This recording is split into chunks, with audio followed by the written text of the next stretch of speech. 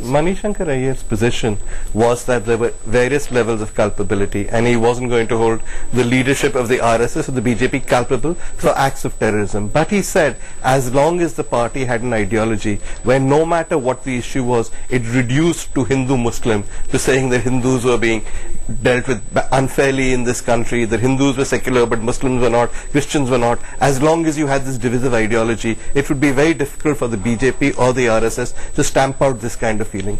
To which Mr. Singhal's response was, name one Muslim who said this, name one Christian who said this. Hindus are treated very badly in this country. No, I think he's just proved Mani Shankar Iyer's point. No, I said Hindus have ever believed in what Mani Shankar says. That has been our strong point.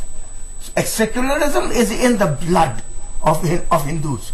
This country is secular only because 86% of us are Hindus. It's in B.L. Sharma's blood also. I mean, you can't. They are individuals. They have their own way of thinking. You said every Hindu. Yeah, you have to make up your mind.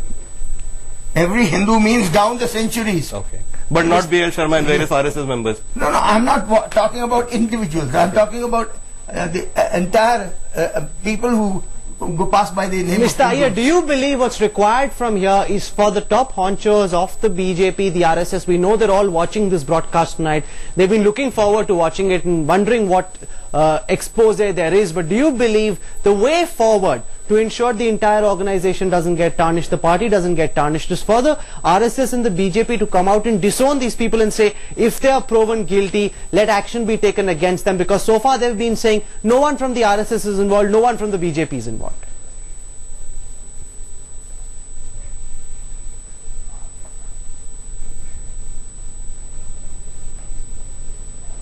Mr. Iyer, can you hear me?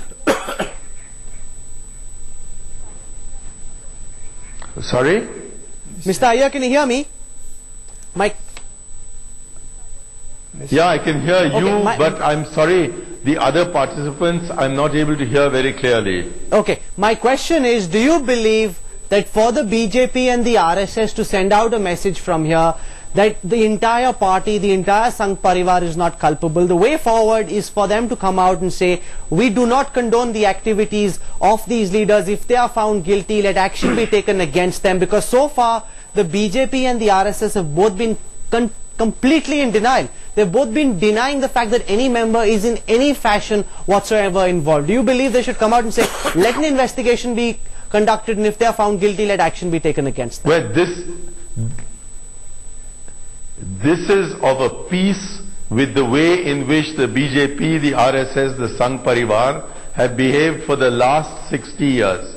At the time of the assassination of Mahatma Gandhi, they said that they had no connection whatsoever with Nathuram Godse.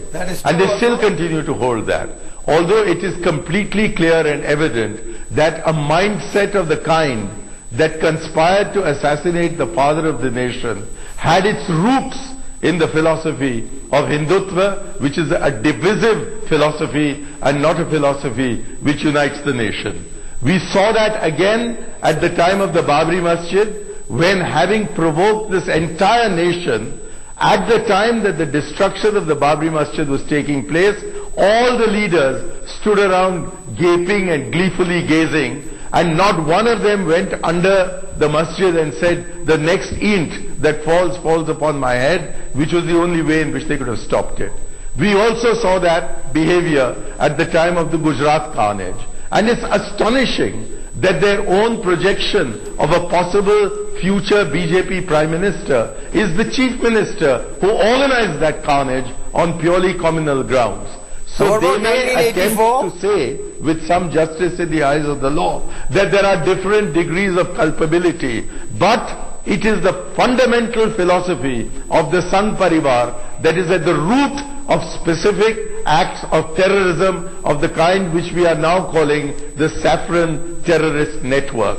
And therefore, I see a seamless connection between the propagation of the philosophy of Hindutva in the early 1920s, the creation of the RSS, and the manner in which it has expanded like an octopus to occupy a space in our polity.